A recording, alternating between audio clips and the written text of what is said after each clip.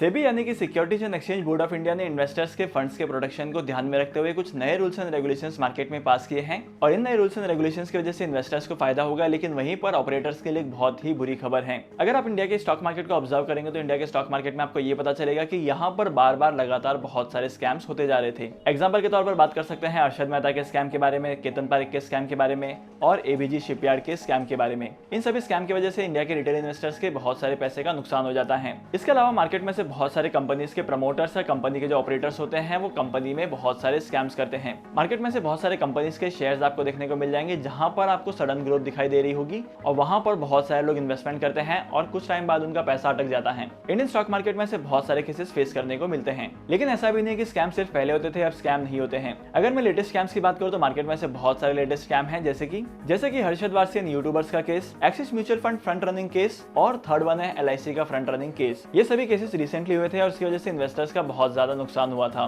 तो सेबी के इस नए रूल के अकॉर्डिंग मार्केट में से बहुत सारी कंपनीज है जिनके शेयर्स की ट्रेडिंग पर रेस्ट्रिक्शन लगाए गए हैं। अगर आप इन कंपनीज के शेयर्स में ट्रेड करेंगे तब यहाँ पर बहुत सारी ऐसी कंपनीज हैं जहां पर आप वीक में एक बार ही ट्रेड कर सकते हैं। इन कंपनीज के शेयर्स में ट्रेड करना बैन हो जाएगा। तो चलिए जानते हैं वो कौन सी कंपनी के शेयर्स हैं जो सेबी के इस नए रूल्स एंड रेगुलेशंस के अंडर आते हैं। लेकिन सबसे पहले मैं आपको ये बता देता हूँ कि वो कौन कौन सी कंपनीज के शेयर्स होंगे जिन पर इस रूल का इंपैक्ट नहीं पड़ेगा। स्टॉक मार्केट में दो तरीके के स्टॉक्स ऐसे हैं जिन पर इस रूल का इंपैक्ट नहीं पड़ेगा। नंबर 1, अगर कोई स्टॉक फ्यूचर एंड ऑप्शन की कैटेगरी में आता है तब यहाँ पर ये रूल अप्लाई नहीं होगा, क्योंकि FNO के अंडर आने वाले स्टॉक्स में बहुत सारे पैरामीटर्स होते हैं जिनके बेसिस पर इन्वेस्टमेंट किया जाता है। नंबर 2, अगर आप किसी पब्लिक सेक्टर कंपनीज में इन्वेस्टमेंट करते हैं या पब्लिक सेक्टर बैंक में इन्वेस्टमेंट करते हैं, यानी कि गवर्नमेंट कंपनी में इन्वेस्टमेंट करते हैं, तब यहाँ पर इस रूल का इंपैक्ट नहीं पड़ेगा। अब ये तो पता चल गया कि इस रूल का इंपैक्ट कहाँ पर नहीं पड़ेगा, लेकिन अब मैं आपको बता देता हूँ कि ये रूल कौन कौन से कंपनी के शेयर्स पर एप्लीकेबल होगा। सबसे पहली कंडीशन तो ये है कि अगर किसी कंपनी का मार्केट कैप 500 करोड़ से कम होगा या 500 करोड़ का होगा तब यहाँ पर ये रूल अप्लाई हो सकता है।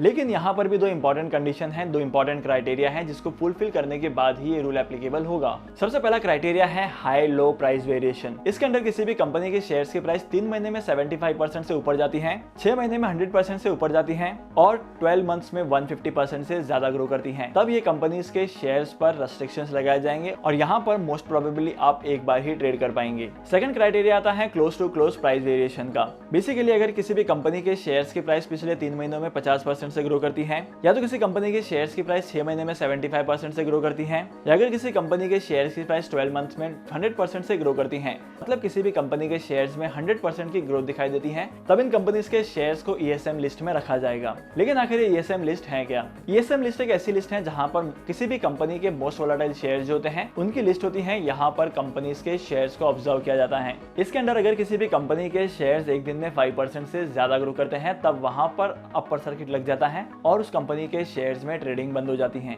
इसके अलावा सेकंड इंपॉर्टेंट चीज ये है कि जितने भी कंपनीज के शेयर्स बाय होते हैं वो सारे के सारे कंपनीज के शेयर्स कैश में ही बाय होते हैं, मार्जिन का इस्तेमाल नहीं किया जाता यहाँ पर। अगर इसके बाद भी उस कंपनी के शेयर्स की वैल्यू ग्रो करते जाती है तब यहाँ पर उस कंपनी के शेयर्स को ट्रांसफर किया जाता है ESM स्टेज 2 पर। इस कैटेगरी में उस कंपनी के शेयर्स अगर आ जाते हैं तब यहाँ पर अगर कंपनी के शेयर्स की प्राइस एक दिन में 2% से भी ज्यादा ग्रो करती है तब भी अपर सर्किट लग जाता है और उस कंपनी के शेयर्स में ट्रेडिंग बंद हो जाती है। करंटली अगर आप स्टॉक मार्केट में देखेंगे तो यहाँ पर बहुत सारे ऐसी कंपनीज के शेयर्स हैं जहां पर उन कंपनीज के प्रमोटर या उन कंपनीज के जो ऑपरेटर होते हैं वो जानबूझ के उस कंपनी के शेयर्स की प्राइस को ऊपर पहुंचाते हैं और जब कंपनीज के शेयर्स की प्राइस बढ़ती है तब रिटेल इन्वेस्टर्स अट्रैक्ट होते हैं और जैसे जैसे रिटेल इन्वेस्टर्स इन्वेस्टमेंट करना शुरू करते हैं वैसे वैसे उस कंपनी के शेयर्स की प्राइस गिरने लगती है और रिटेल इन्वेस्टर्स का पैसा अटक जाता है। तो ऐसा किसी रिटेल इन्वेस्टर्स के साथ ना हो, इसीलिए सेबी ने इस नए रूल को पास किया है। लेकिन सेबी के इस नए रूल को लेकर आपका ओपिनियन क्या कहता है मेरे साथ जरूर शेयर करना कमेंट सेक्शन में। तो आज के इस इंपॉर्टेंट वीडियो को यहीं पर खत्म करते हैं। अगर आपको आज की इस वीडियो का कंटेंट वैल्यूएबल लगा है तो इस वीडियो को लाइक करना, शेयर करना। इसी के साथ साथ मैं आपको मिलूंगा अगली वीडियो में नए टॉपिक के साथ, एक इंटरेस्टिंग टॉपिक के साथ। तब तक के लिए signing off, happy investing and good bye.